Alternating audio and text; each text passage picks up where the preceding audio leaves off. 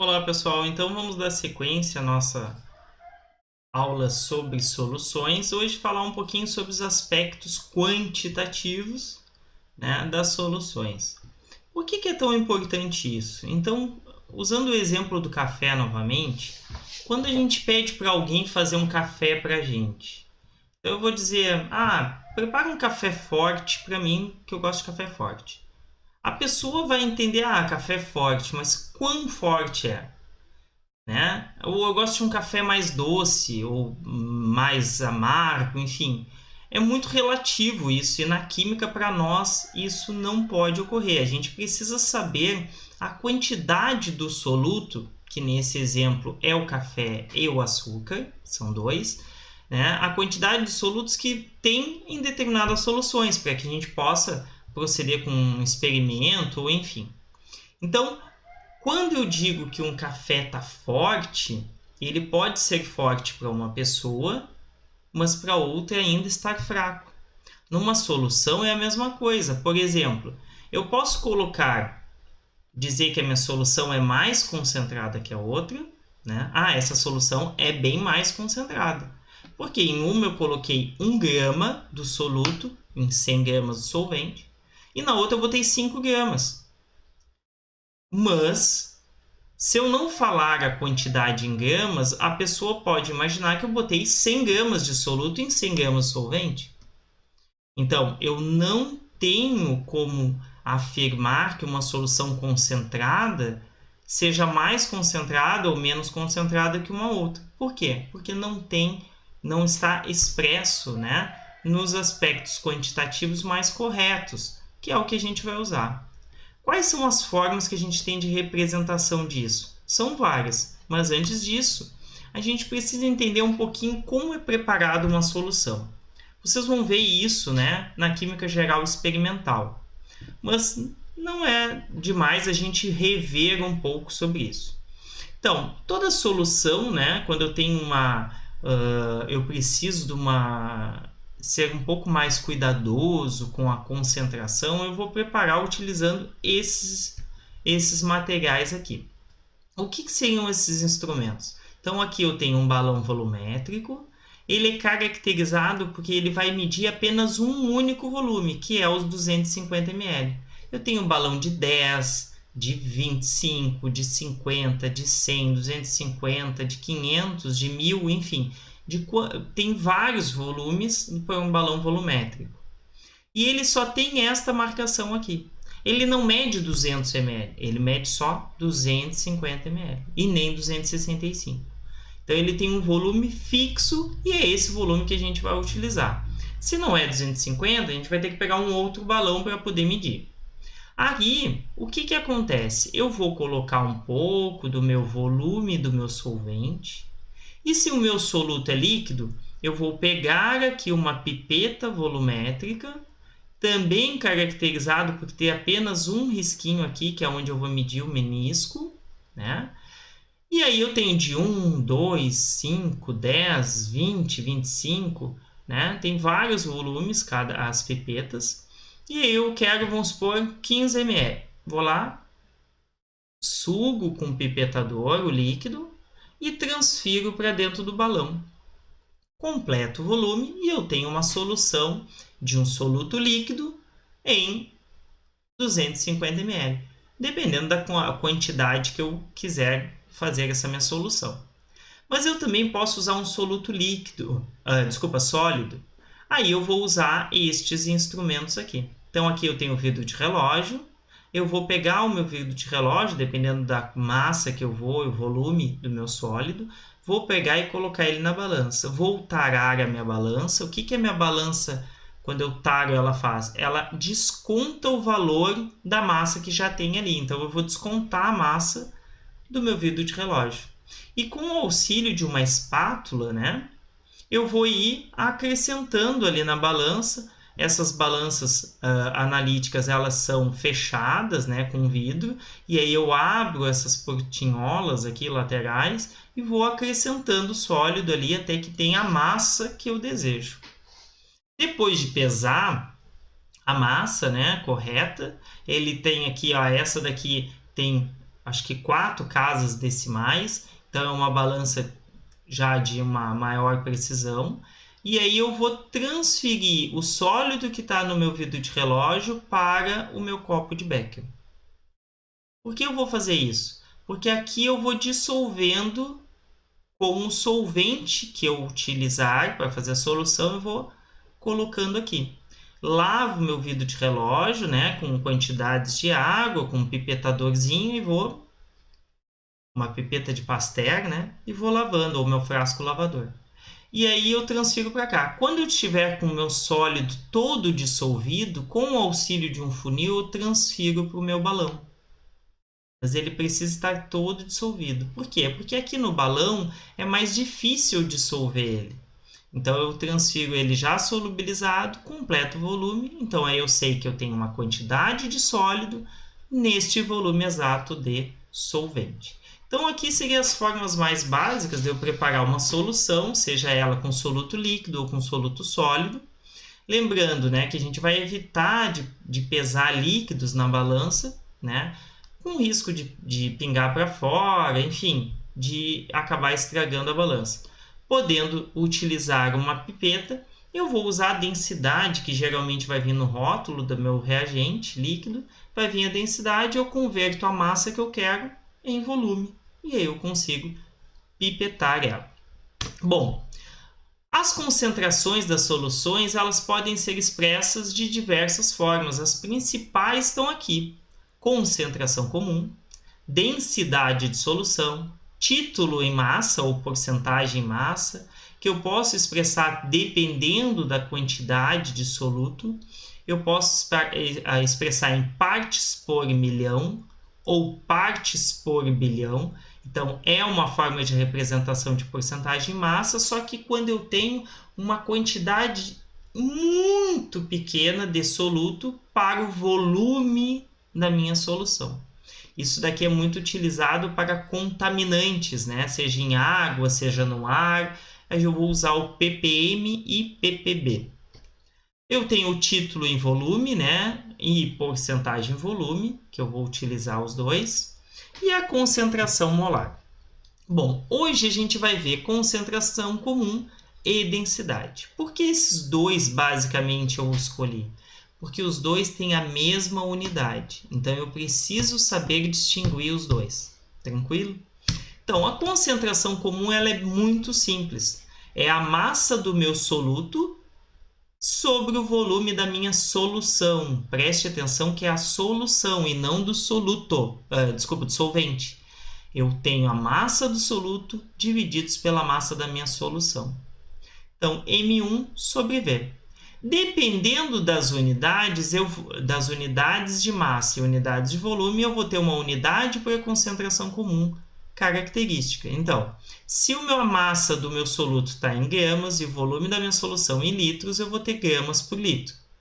Se a minha massa do meu soluto está em gramas e o volume da minha solução está em ml, eu vou ter gramas por ml. Um exemplo é os rótulos nutricionais, né? Ali vai trazer a informação nutricional de um determinado alimento. Por exemplo, este aqui, a cada 100 ml que eu consumir, eu vou estar consumindo 9 gramas de carboidrato. Bom, então, eu sei que tem 9 gramas de carboidrato para cada 100 ml que eu consumir desse líquido que eu não sei qual é. Bom, como é que eu vou converter isso para a concentração comum? Simples. Eu vou pegar a massa do meu soluto, que é 9 gramas, pelo volume da minha solução, que é 100, e eu vou ter agora a unidade em concentração comum, 0,09 gramas por ml. Mas o que quer dizer isso aqui? Quer dizer que para cada 1 ml que eu vou consumir, eu estou ingerindo 0,09 gramas de carboidrato. E olhem como vai ficar mais fácil. Ah, professor, mas se eu consumir 10 ml? Bom, então eu vou ter que calcular. Se cada 1 ml tem 0,09 gramas, 10 eu vou ter 0,9 gramas. Né? Eu monto uma regra de 3 e calculo. E aí se torna mais simples pelo seguinte também. Por exemplo, eu quero agora consumir 100 gramas de carboidrato. e eu preciso saber o volume que eu tenho que ingerir. Simples. Se 0,09 gramas tem 1 ml, 100 gramas vai ter x ml. E aí eu consigo calcular a quantidade do volume que eu preciso ingerir para ter absorvido essa quantidade de carboidrato. Um outro exemplo, então, aqui, uma solução foi preparada adicionando-se 40 gramas de hidróxido de sódio, soda cáustica, né? NaOH, em água suficiente para produzir 400 ml de solução. Calcule a concentração em gramas por ml e gramas por litro. Bom, eu vou fazer os dois cálculos separados. Então, aqui, vamos observar aqui gramas por ml. Se eu quero em gramas por ml, o meu soluto tem que estar em gramas, e ele já está. E a minha solução tem que estar em ml, e ela já está, 400 ml. Então, eu divido 40 por 400 e eu tenho a minha unidade, né, em gramas por ml, e a concentração comum diz que eu tenho 0,1 gramas de hidróxido de sódio para cada ml. E aí eu posso também fazer em gramas por litro. Como é que eu vou fazer isso? Gramas por litro, a minha massa do meu soluto tem que estar em gramas e o volume da minha solução em litros. Professor, mas aqui só tem 400 ml. Sim, como eu vou representar, eu posso ter 1 ml dessa solução e mesmo assim representar em litros, né? Eu só preciso converter esse volume em litros. E como eu faço isso? Se 1 litro tem 1000 ml, 400 ml vai ter x litros. Resolvendo essa regra de 3, eu tenho aqui 0,4 litros, então 40 divididos por 0,4, eu tenho 100 gramas por litro. E por que, professor, eu preciso ter essas duas formas? Porque dependendo do volume, por exemplo, se for de um alimento, gramas por ml está mais correto, porque a gente não vai tomar, eu não vou tomar 5 litros de um determinado refrigerante, energético, enfim. Eu vou tomar alguns ml. Agora, se for um produto químico, que é esse caso, hidróxido de sódio, eu quero, por exemplo, neutralizar uma grande quantidade de ácido, eu quero, enfim, né? Eu quero produzir uma determinada quantidade de sabão, eu preciso de uma solução de hidróxido de sódio, eu vou usar muitos litros, então eu vou representar em litros. E aí o que eu vou dizer? Ó, se eu sei que cada litro tem 100 gramas, se eu usar 50 litros, eu vou ter x gramas. E aí eu calculo. Ele é muito mais simples, dependendo das unidades que eu for utilizar. Bom, a outra forma de representação é a densidade da solução. A densidade da solução também é bem simples. Ela é uma relação entre a massa da solução e o seu volume. Então, por exemplo, eu tenho aqui a minha massa da solução, que é M, diferente de M1, que é do soluto, divididos pela minha massa da solução, que é o V. E eu vou ter também unidades de grama por litro, grama por ml. Então, a gente precisa saber distinguir para não se confundir entre os dois. Então, um exemplo aqui é o ácido clorídrico. A gente usa bastante o ácido clorídrico. E aí, no rótulo do ácido clorídrico, o HCl, o cloreto de hidrogênio, ele é um gás. E ele está ali presente numa solução dissolvido. E aí diz aqui, ó, que a concentração dele é de 38 a 36, né? Então, ou seja, por volta de 37%, mas que a densidade dessa solução a 20 graus Celsius é 1,19. Então, ó, a densidade, né, a 20 graus Celsius é 1,19. O que quer dizer essa densidade? Quer dizer que se eu pegar uma pipeta dentro de uma capela, porque o ácido clorídrico ele libera muito gás, ele está sempre com uma pressão maior, então a gente está sempre com auxílio de óculos, luva, fechando a capela, abro e aí vai sair aquele gás, né? Aí eu coloco a pipeta ali e puxo, né, o volume de 1 ml. Se eu colocasse numa balança, esse 1 ml tem exatamente 1,19 gramas. Então, olhem que interessante. A densidade ela vai me dar uma relação entre o volume e a massa. Então, como eu sei que cada ml tem 1,19, e aí se tu dissesse, professor, eu preciso de 50 gramas dessa solução. Simples. Se cada ml tem 1,19, 50 vai ter X. E aí eu chego no volume. Lembra que eu falei para vocês que, dependendo, quando eu vou montar a solução e é um líquido, eu não vou pesar ele. No caso do HCl, eu não vou ir lá e pesar na balança, porque eu vou precisar tirar da capela. Eu vou pegar o volume dele. E o volume, eu preciso chegar nele como? A partir da densidade.